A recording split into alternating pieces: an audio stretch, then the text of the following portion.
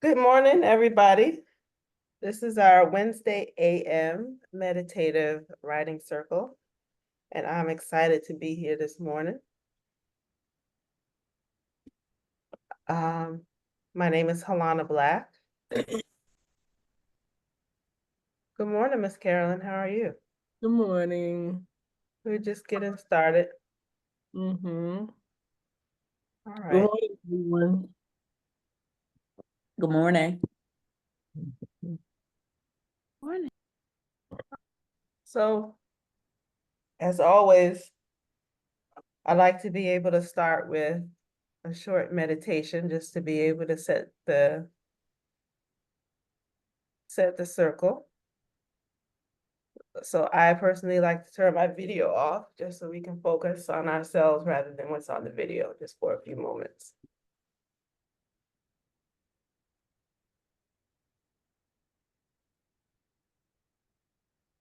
And as you sit in your chair, you could just take a couple of cleansing breaths on your own, at your own pace.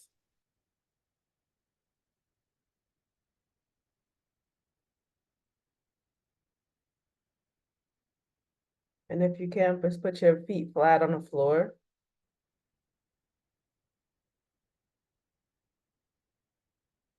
That helps with the grounding process. To help us to ground our nervous systems.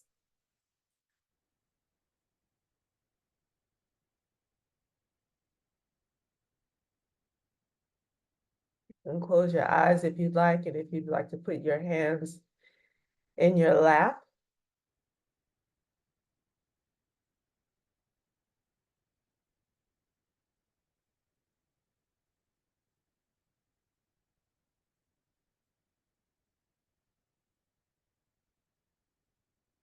You can just sit with yourself for a moment.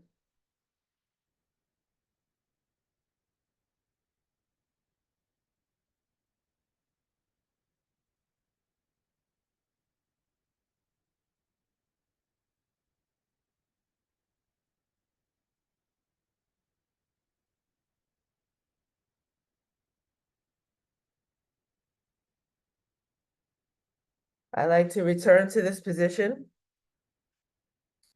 anytime I sort of start to feel like things that are happening outside of your control. You always have control over your own breath.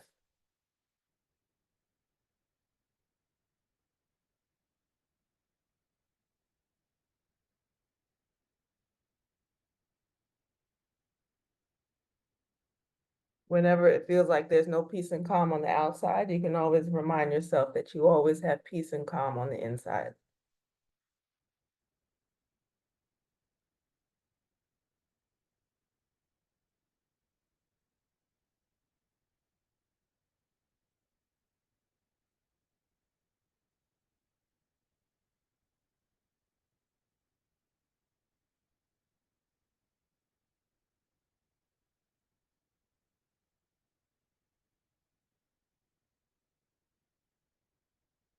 Take a few more cleansing breaths at your own pace.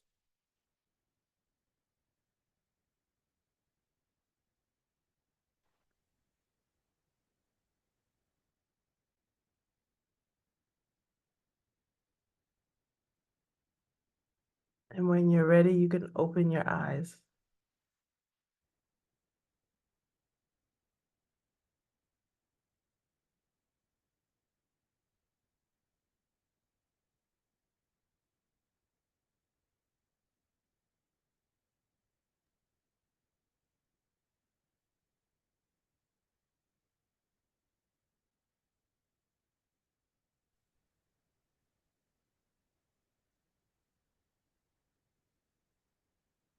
So thank you, everybody, for coming in today. I don't know, I wasn't sure. Well, I was kind of sure, but good morning, Miss Lauren. Thank you for coming. I see your message. I wanted to leave space if there's anything anyone wanted to say this morning for our group today before we get started, or we can go right on into our topic of the day. The topic of the day is we're talking about the moment that changed my worldview, but I wanted to offer space this morning for folks to be able to say something if they want to be able to say something.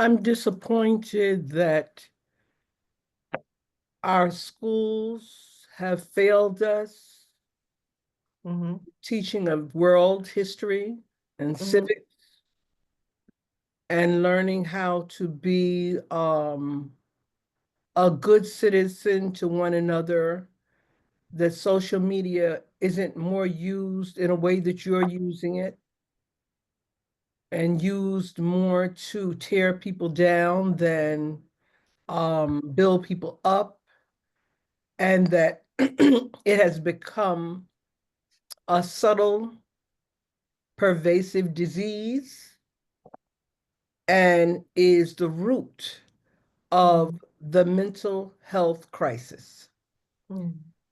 and the spiritual health crisis. And it is workshops like this that can help people defrag Mhm. from what is apparently a real life demonstration of history repeating itself. Mhm. To that end, it is still important for us as individuals to continue to heal ourselves personally and take a greater responsibility for elders. I realized that just from speaking to one friend who would have voted, he couldn't vote. He was ill Mhm. he's in a rehab center. So Mhm. thinking about all the people, the forgotten people, Mhm. and most of the forgotten people in our community are the elders. We have to get back to listening to the better voice within our spirits to guide us through and look at how our ancestors helped us get where we are, and become the elders that will help the future generations, like my great grandson, get where he needs to be. Mhm. So, um, for all that's worth, that's how I feel this morning. Uh, I was happy that I had this workshop to come to because uh, it's a day of recognition. I mean, it's a day of could be despondency, but it's not gonna help. So may as well maintain the joy and the healing. Mhm. Thank you for saying that. It's important for us to be able to learn how to be able to take care of ourselves so that we can take care of each other. We cannot afford to sit and believe that other people will be responsible for our health and our well-being. So doing practices like meditating on your own, even if it's just for a minute, whether you're a meditator or you want to call it sit down and rest for a moment or whatever you like to be able to call it. It's important that you find practices that help you to balance or calm your nervous system, because really that's all you got. And when things become too crazy, turn off all of the social media and just learn how to be with yourself. You got to learn how to be with yourself. We have to learn how to be here in this body, in this world, in the way that it works. So thank you, Miss Carolyn. Anyone else have anything that on their heart that they want to be able to share this morning?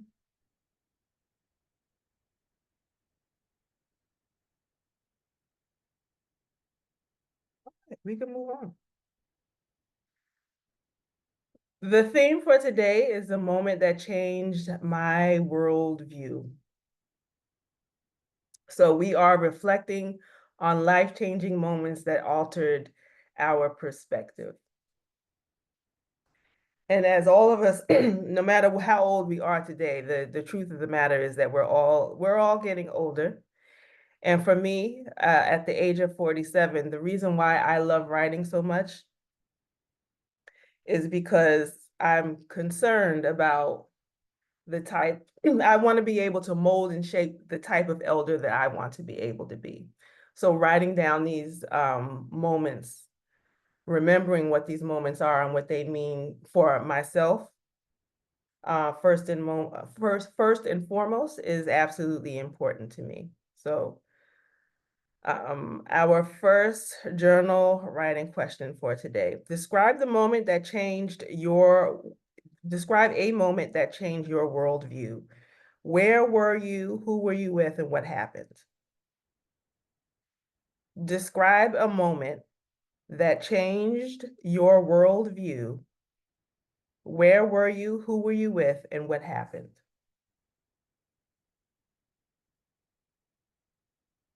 I'll put 7 minutes on the clock.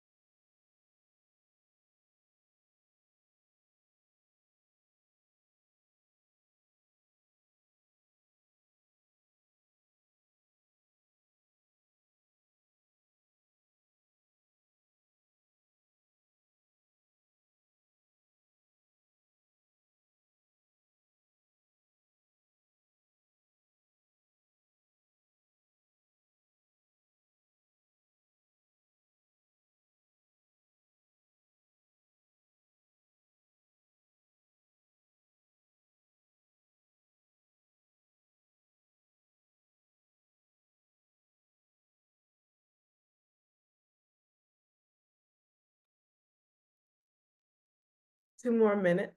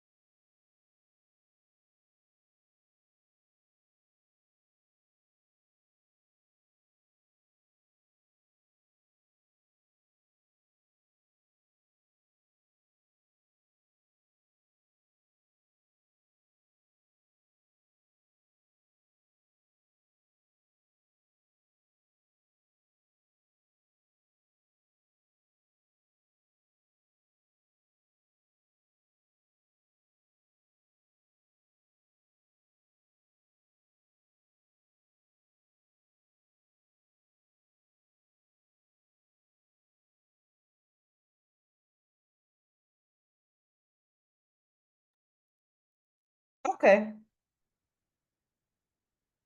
So today's question, describe a moment that changed your worldview. Where were you? Who were you with? And what happened? So right now we're just working on details, recalling details.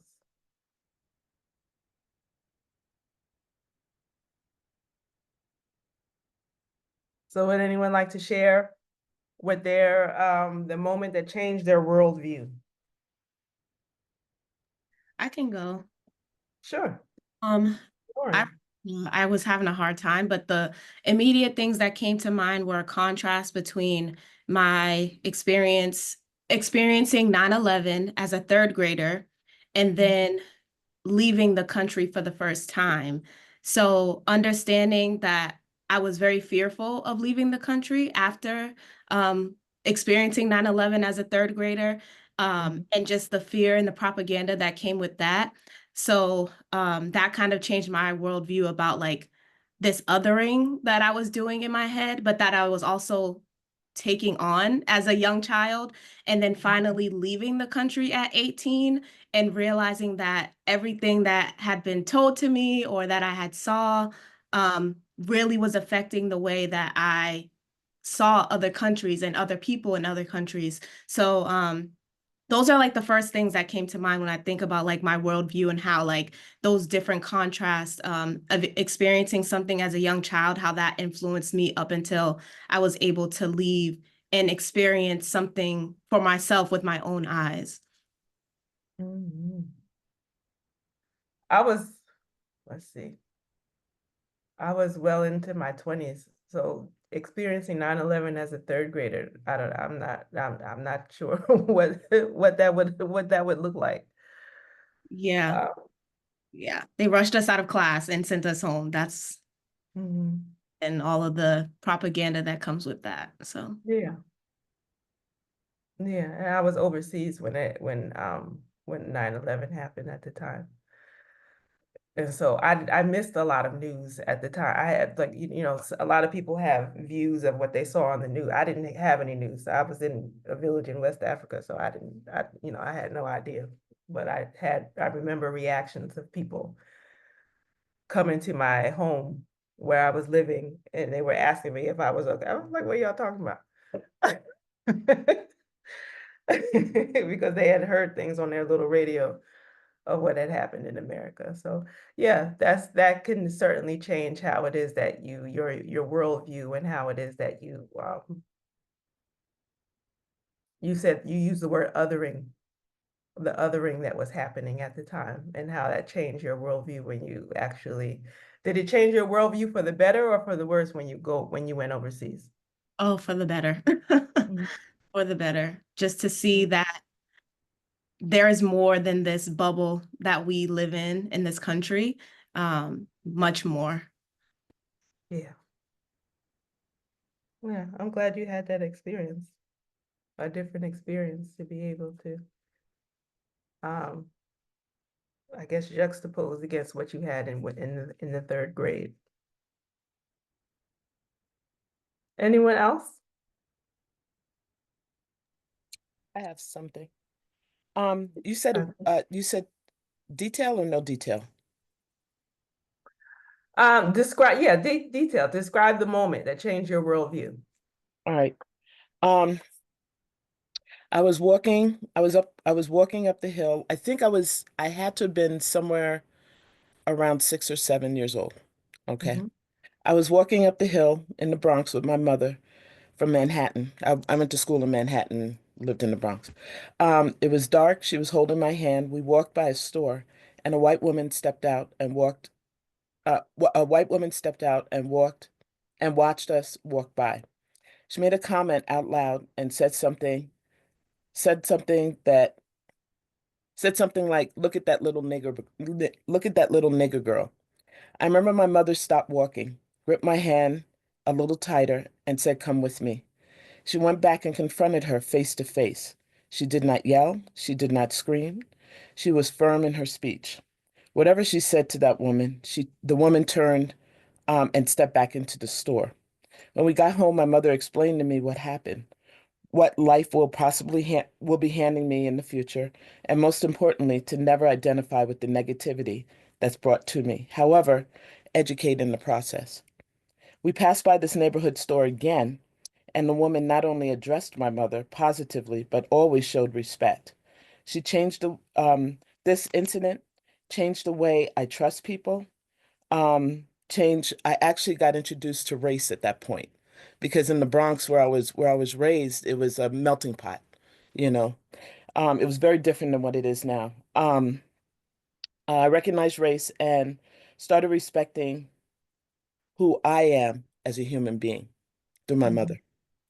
But that was my introduction to, oh my goodness, there are different people out there instead of Mhm. just, hey y'all, the Rainbow Coalition, which is the way I was raised. My mother was worked with Martin Luther King. My father was friends with Malcolm X. I mean, there was a lot of that going on. So there was a lot of good, bad, whatever going on. But that was my introduction to oh boy, okay, this is Mhm. life. Did you say how old you were? I think I was around six or actually, yeah, it was around 6 or 7, something like that, because I didn't come to the States until I was about 4 or 5 years old. So I had to have been around 6 or 7. Yeah. Oh, wow, interesting. Thank you for sharing your story. hmm I didn't even think about that till you brought this up. That's way buried deep in my head. Mhm. Yeah, it's good to be able to sit down and take a moment to think about those things, that may be molding the decisions that we make in our current life, but we may not even realize it. Anyone else? One more person?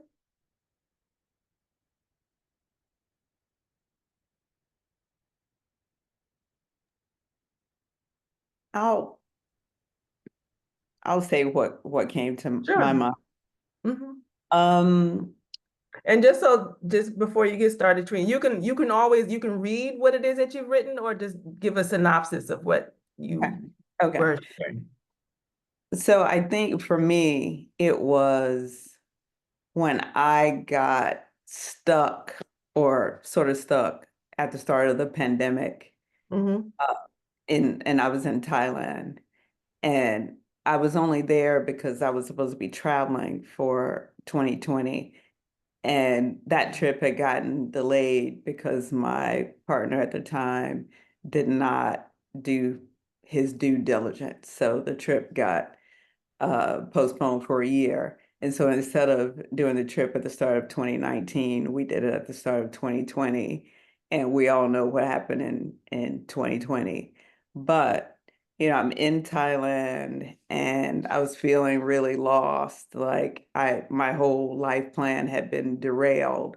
But then I started to make some friends and I kind of got into a routine. I started doing Thai boxing. And then sort of all of a sudden, it was like, oh, this is like a whole life. And for a while, it all felt really good, and I felt so like fortunate. And I never really thought how I could,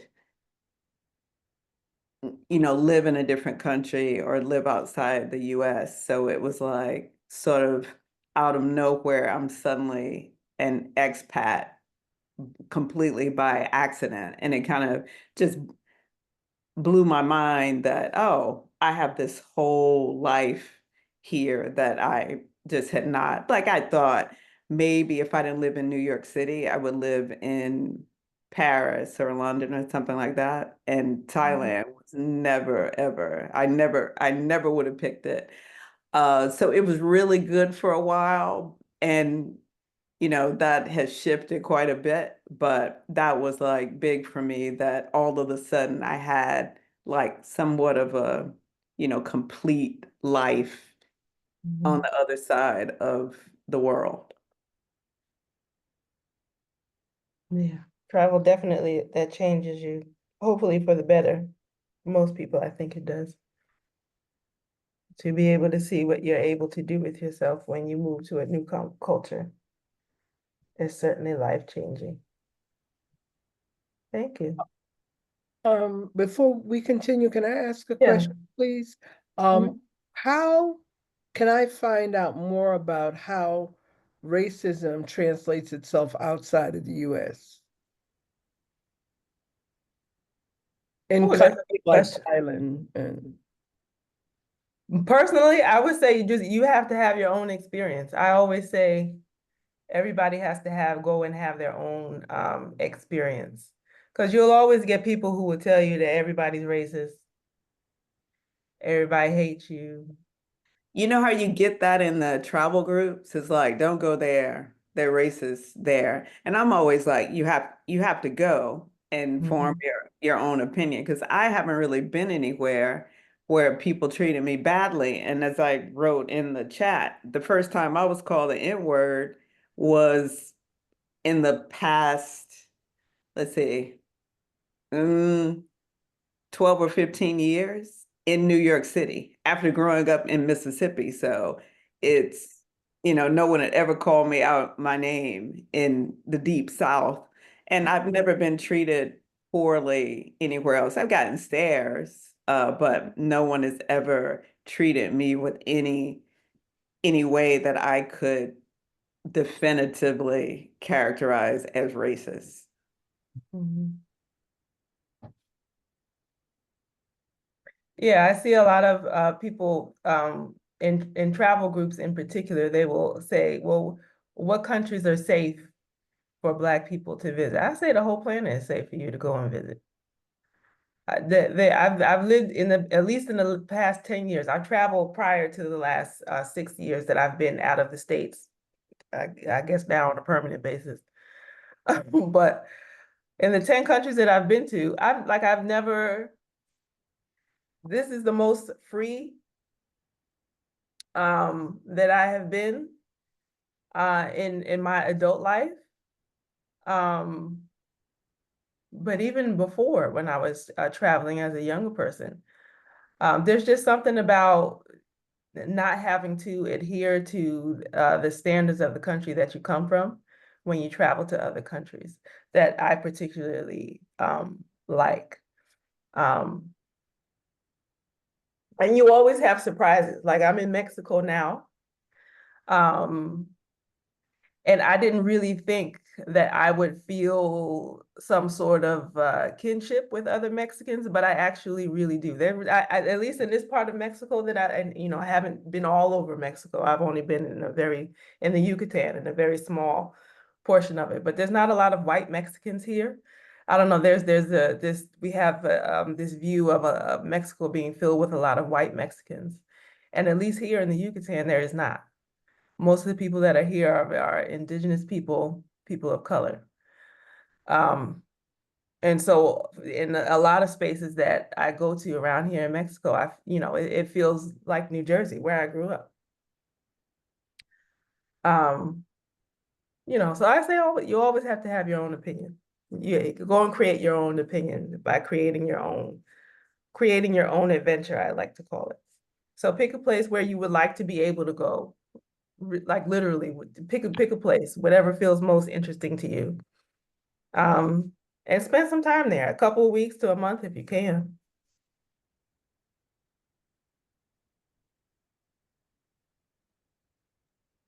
Cheryl says you can also view the products that are sold, whitening creams, the workers in high-end establishments versus the patrons.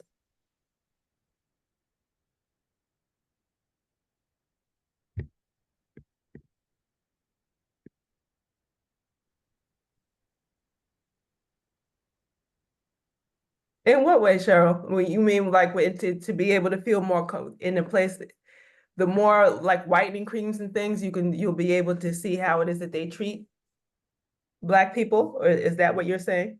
And also you can see like the degrees of colorism as well, you know,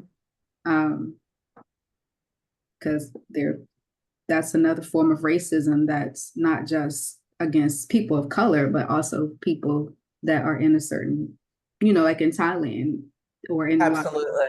or like in a lot of Asian countries. So if you are, a paler Asian, then when you go get the eye surgery so that you don't have the slanted eyes, or just, and the tongue surgery. So those are also forms of racism that you don't really hear a lot talked about, but they're very, very high levels, like systemic racism in those societies, where you can find a lot of those products, or you even see people using the products. And those are the ones, when you go to the government office, the people who use the whitening creams with the pasty skin are the ones that are they're answering you at the visa office, or just different things like that. That's just my perspective from traveling from many, many countries.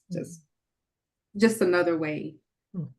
Racism is not just Black against Black people, or me calling you the N-word. Racism is an entire system, an entire world system that's been built in a certain, like a small demographic in power.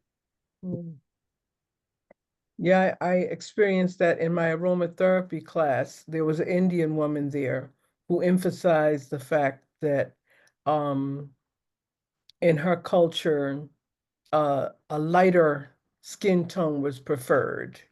She said it differently, but that's what she meant, and the use of skin whiteners.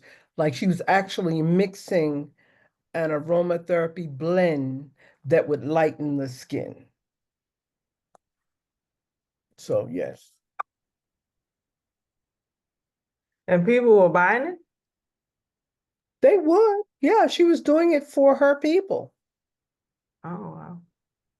Because there are certain essential oils that will, like we might use it to lighten spots like uneven skin tones, but she was doing it as a skin light. Overall skin lightener. Mm. Wow. Right.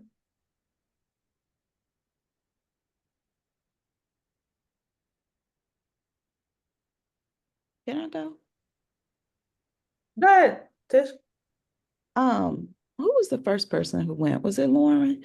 Said they struggle with this. I did too. I was like, And whenever I'm struggling, I ask Chat. So I'm like, okay, when did my worldview change? And I love Chat because, it gives me all kinds of ideas. And it reminded me of actually Chat when as in Chat GPT. yes, girl, yes, Chat. We on first name basis. Um, but it gave me some suggestions. Like, for example, when I came to Mexico, like moving to Mexico, um, and I remember coming here in 2018 on unemployment. And at the time, it was my first time being able to live abroad, having an apartment, paying rent, right? But I was on unemployment, but my rent was $300 a month.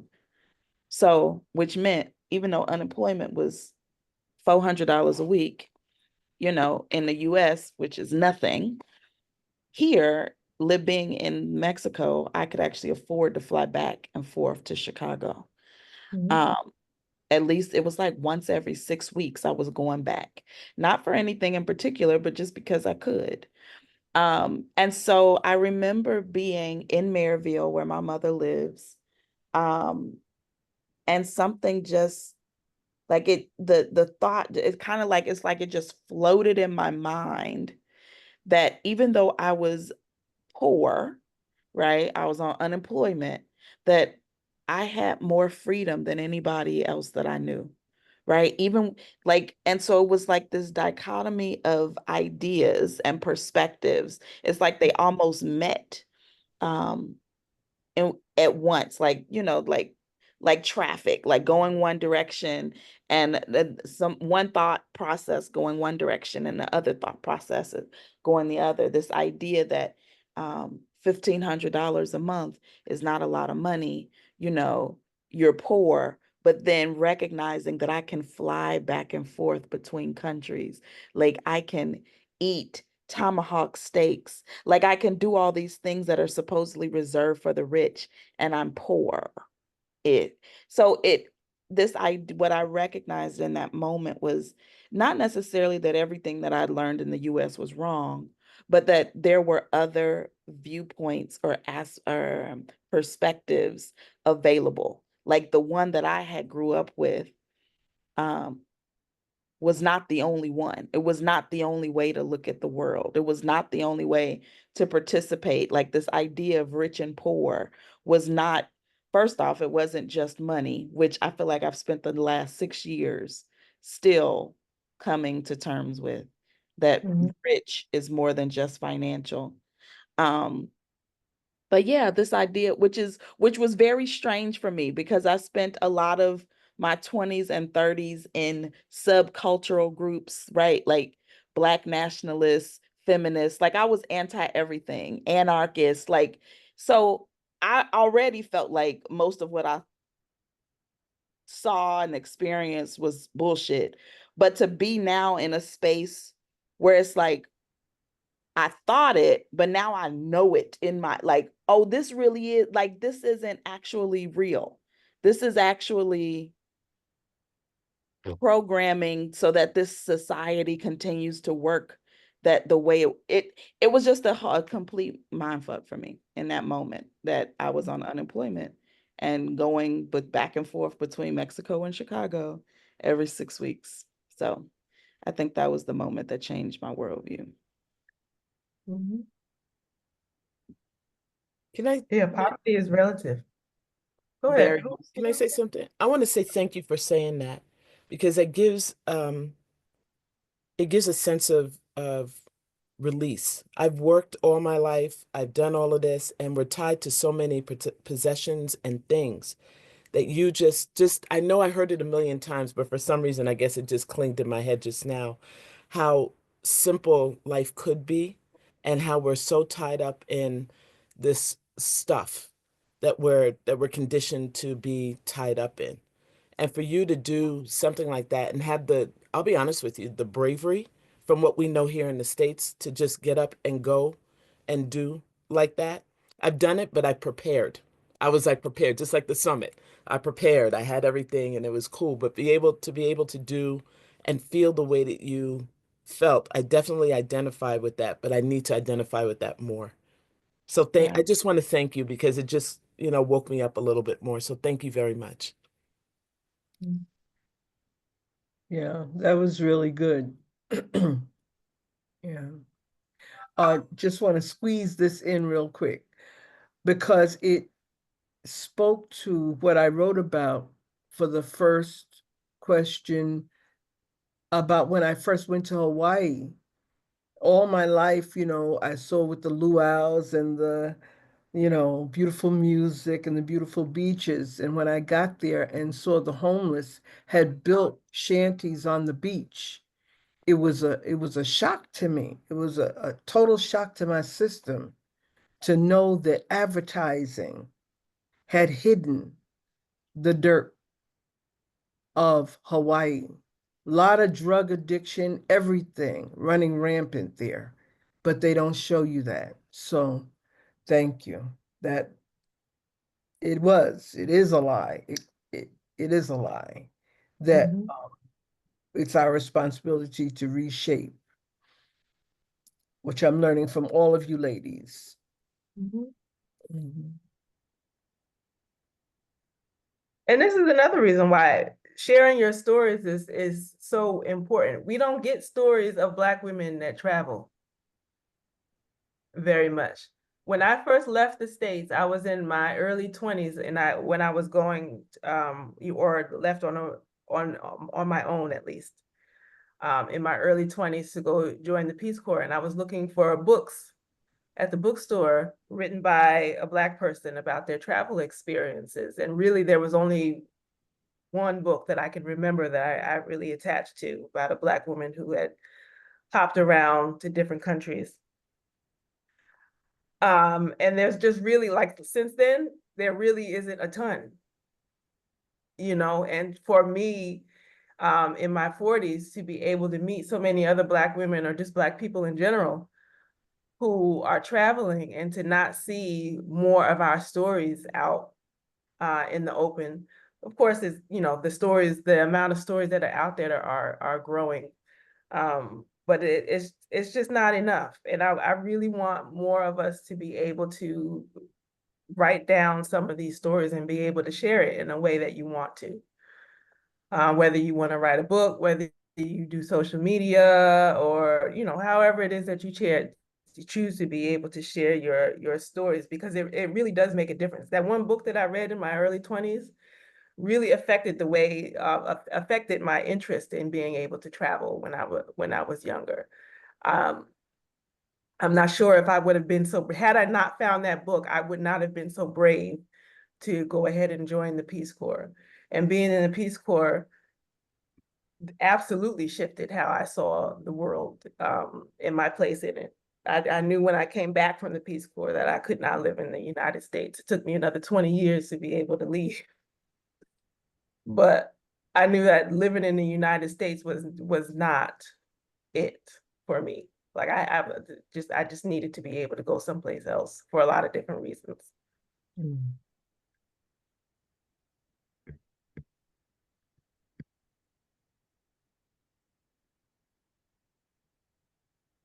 Thank you. But that was a great question, Miss Carolyn. Thank you for asking that question. Mhm.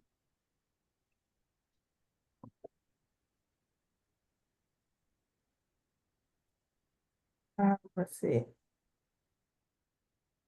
You can skip to the third question, because we sort of talked about how, in general, how this moment shifted your understanding.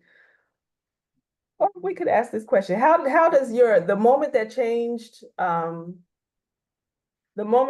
your worldview, how does this moment shift your understanding of yourself and your place in the world?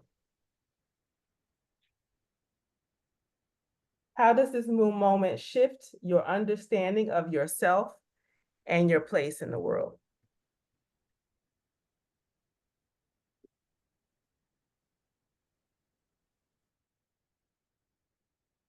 And we'll just do 5 minutes for this one.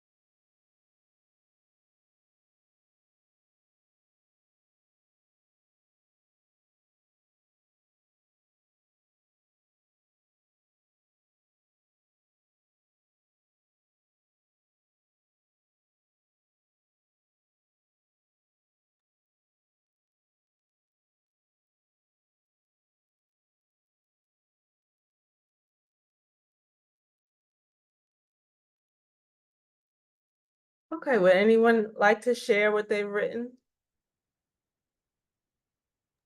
I'll share. I'll just Sure, share quick. sure. So my moment was visiting the Genocide Museum in Rwanda. Um, s- um, so I just the short version. So for me, that shift and that understanding of myself and my place in the world is that if my voice is silent when I witness the small atrocities, that I'll also witness the next genocide by being silent for the small things, right? Because that's a lot of what's happening there, and that's well, and here we are again. Um, but I learned that healing, love, compassion is a greater movement than hate, that and that I also have the capacity to enact change. The power of a collective of women nurturing the broken souls and healing the individual. It taught me that my light is to never be dimmed, right? And that is how I help others to heal, by not dimming my own light and by speaking about those things, about those atrocities that we see, and that I do have a voice, no matter how small that I may think it is, and that my voice can enact change. Thank you for saying that. I love Rwanda for that reason. Rwanda is a true miracle, and I'm so glad that I got to spend almost 3 years there. Rwanda is such a beautiful country with beautiful people, and the people are an absolute miracle. I don't know. For it to be as orderly as it is, I really just don't understand how it is that they've managed to be able to get there, considering I call it the holy hell that they went through as a people. I really just don't think when you listen to people who are quite literally the only person standing from their family, Yeah. that changes your life of Mhm. what it is that you appreciate about your life. Yeah. So, but and I really love Rwanda for it giving me that experience, for Yeah. sharing that lesson with me. Mhm. Rwanda had an impact on my life as well, even though I've never been there. I've read the book Left to Tell, and I met the author. She came to our church, and of course, I had been following her through when Louise Hay published her book. Mm-hmm. And you're right, the compassion that she was able to manifest after watching her whole family get killed, and the experiences that she had leading up to her being able to escape. Yeah, changed her story, changed a lot of lives, and definitely had an impact on mine. Yeah, and she still brings people back and forth to Rwanda. Mm-hmm. I read that book when I was in grad school. I don't Mm-hmm. know. I thought for some reason, I thought it, I didn't know. I thought it would be lighter reading when I got it. That's one of the Mm-hmm. heaviest books I have ever read. The smallness of the book is um it fooled me, because Yeah, the stories of people in there, of her story and other yes. people that were around her, is really quite like I would read a chapter and I would just have to put the Put book it down, down. because Mm-hmm. it was so heart-wrenching. I just couldn't get through it. Mm-hmm. Yeah.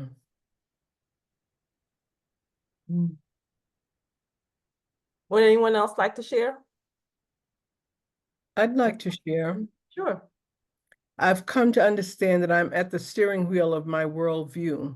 The people I choose to enjoy, the places I choose to visit, the books I choose to read, the music I choose to listen to, the family members I choose to remain in close proximity to, and the people I love and who allow me to love them are all important elements in my perception of life.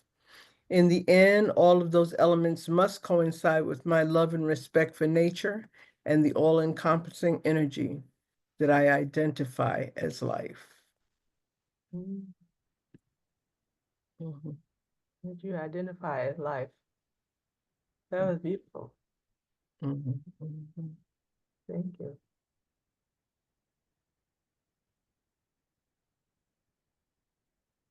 Mhm. Would anyone else care to share what they've written? Or, share the general gist of what it is that they've written? I'll share. Sure. What I realized that moment showed me was that, and actually I can't remember the quote, but that I had to define myself for myself. That all the labels that I had once lived under and identified with, economically, socially, how I define success, um, rich, poor, like literally everything that I felt was me. It felt like I had it, not a requirement, but if I was going to be happy, I had a responsibility. This was now the responsibility, right? To get really clear with the language that I used to describe my experience, not for other people, but so that I could understand the experience that I was having and the life that I was now living. That the words that I've been grown so accustomed to using, they no longer worked. Mhm. Yeah, learning to define yourself for yourself. That's one of those, or at least I didn't learn what that meant or what that looked like until I was a little older until I started to hit my 40s. And my hope is that that younger women in their teens and early 20s will be able to learn what that looks like, what it feels like to be able to define yourself for yourself.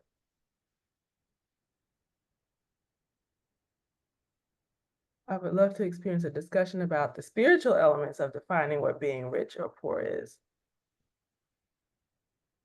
Oh, I don't I see love that. that. That's to you. Mm. Becoming self-aware. Miss Carolyn sent that to me. Miss Carolyn, we could probably do that for next week.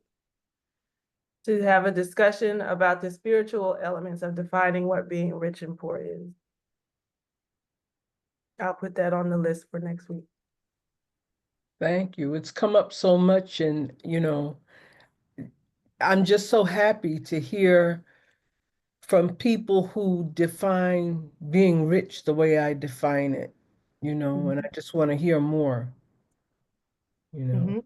because it's not just about money at all. It is not. If Mm-mm. it is about money, if it is about money at all.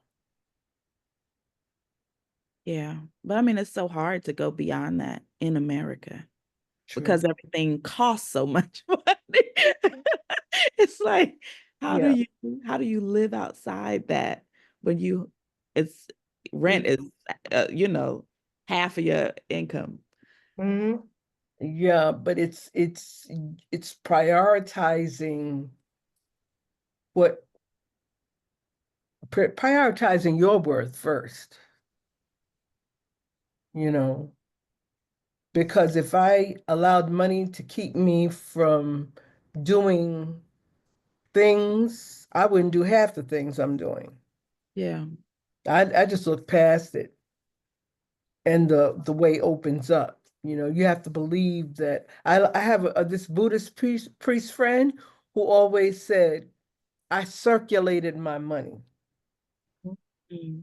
And it gives you the energy that it's always coming back. Yeah. I mean, I had that experience but I also recognize that I'm very, very one of the very, very, very few, right? Mhm. Like I remember taking a year where I lived out of my backpack. My intention was to go to Belize. I ran out of money and came back to the States. Mhm. And I still lived out of my backpack. I lived on a homestead, you know, where my rent was $200 a month in Atlanta. Mhm. But most people, but I had to literally disconnect from every person I knew, the place where I lived, like literally give up my life and choose to be quote unquote homeless. Mhm. Right. But I don't know many people like that. When I did that, that's when I realized that what I thought things cost, there's always a cheaper version. But as long as you, until you like completely divest, if you will, I don't know any other way that people would be exposed to another way of, like, you really do have to, it's, what's that, take, you know, I feel like there was a scripture about, you know, giving up your life. And I, at that time, I remember hearing, I used to hear scriptures, and I remember hearing like, no, you need to give up everything. You need to be willing to be homeless. And I Mhm. did, but then, you know, that's how I was able to live on $1,500 and it was fine. Because I Mhm. lived a year without making much of anything. Right. Yeah, dying to yourself. But I'm like, I don't know many people who are willing to go to that extreme, right? So it's like to go extremely to the left so that you can come back from being extremely on the right and find a middle. Well, Mhm. that's probably why your experience resonates with me, because I accepted Yeah. being homeless to get out of a bad relationship. I chose me. Yep. Yeah. So, I didn't have I didn't know I was supposed to, save up, squirrel away. Save what? Squirrel what away? I had to just do it Same. cold turkey. Same. Mhm. So when I look back, and I've looked back a number of times over the years, I pat myself on the back. I know you did. Mhm. You know, Yeah, I crawled from the depths of hell's feet.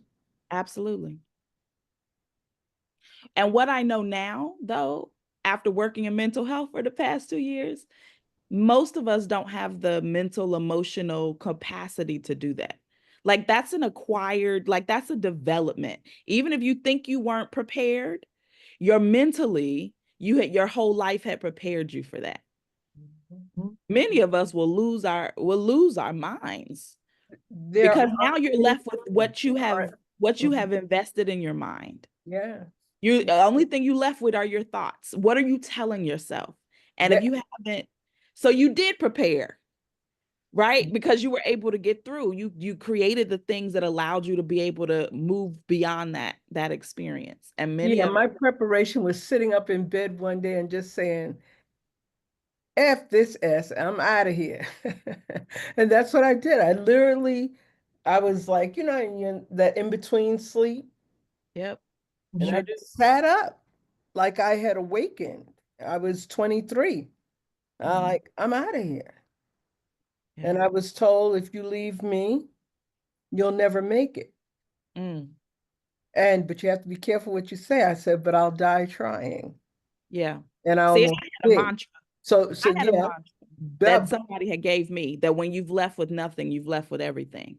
And so there. that's what I kept repeating to myself. When you leave with nothing, you've left. And so that's what I mean. It's amazing. The It's a self paradox.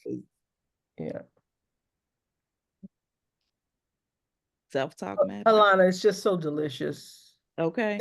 Yeah. I'm looking forward to this rich thing. Yeah.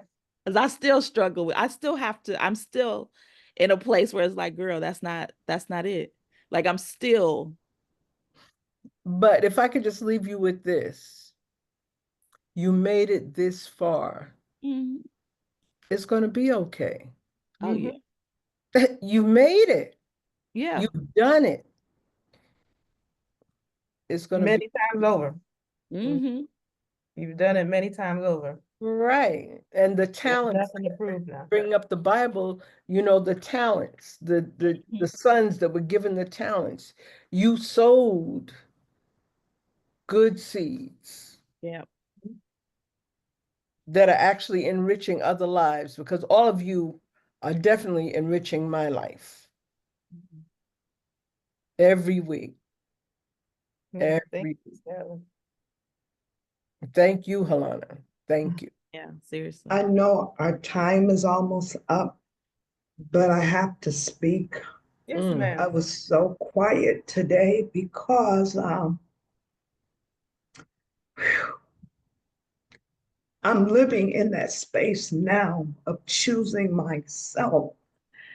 And so, Carolyn, when you said you left with nothing, but you have everything, or whoever said that, that's Okay. what I'm living right now in this very moment. But I You know, had to choose me. yeah. And you were 23. I wish I could have known at 23.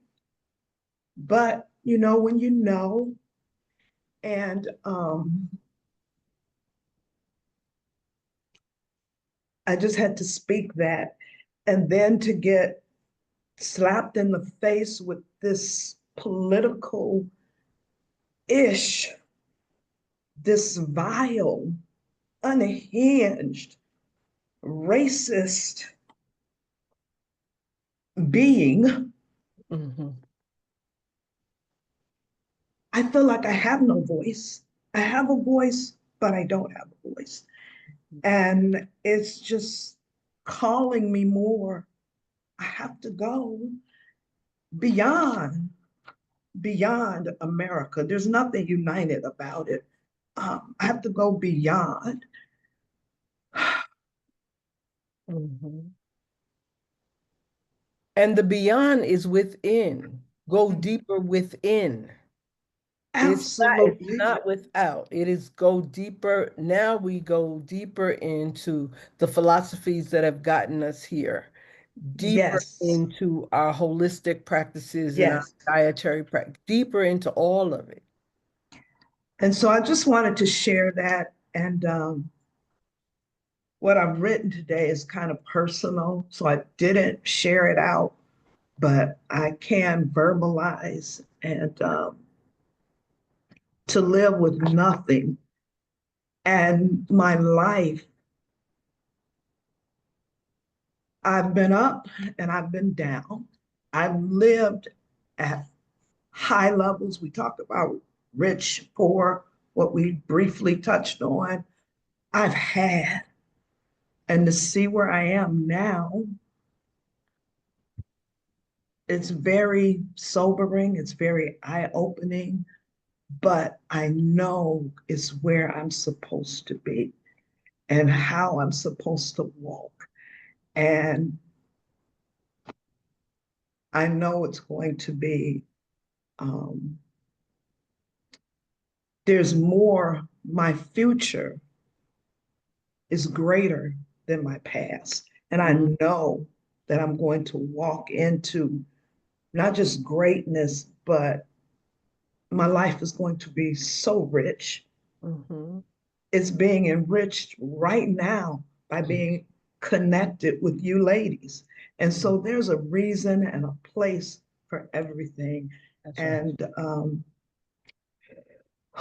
just thank you for allowing me to just release a little bit.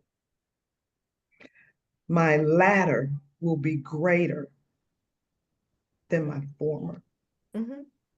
So thank you. Thank you, Cynthia. Smile. Mhm. Thank you, Cynthia. That warms my heart because that really is that sort of sums up my reason for wanting to start um, this kind of a circle. I wanted a circle that was empowering, where we can use our writing to be able to sit down and think about where we've been and where we are going. Because, Mhm. you know, that I think that that's important. We don't, as Americans in particular, and I understand everybody's not an American, but a lot of our time, we don't have the time or the space to be able to process where it is that we've been. And that sort of slows up our progress for the future.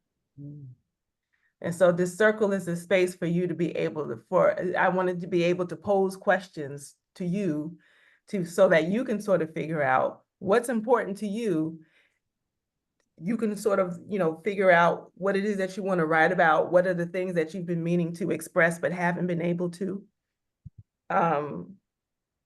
So that you can move on to the work that you were brought here on the planet to be able to do. A lot of us are in a holding pattern. We've been in a holding pattern for 5, 10, 30 years. Just because, we're being held captive by whatever it is that happened in our past. And it doesn't have to be. You can use writing, it doesn't have to cost you $1 million to be able to figure your life out.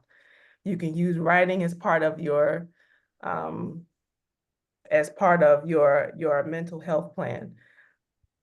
Some people like myself have needed other ways to be able to work through other past issues. I've used therapy, I've used shamans, I've used, health, all sorts of health things to be able to support me. But writing is my way of being able to express what it is that I want. Once I can write things down, then it sort of gives me some more clarity, and I can go and find other people to be able to support what it is that I need to be able to move forward with. So I think our personal stories are more powerful than we actually realize. Yeah. So. All right, ladies, it's 15 minutes after the hour. Thank you so much for hanging out and being able to sit down and listen to one another. Next week, we'll definitely talk about the spiritual aspects of being rich and poor. I will put that on my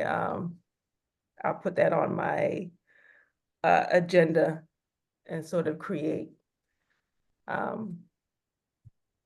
what our discussion might look like. So, and that goes for anybody. Like, if you have any suggestions for what it is that you want to be able to talk about, you can send me an email, send me a DM on Facebook or wherever it is that you see me online.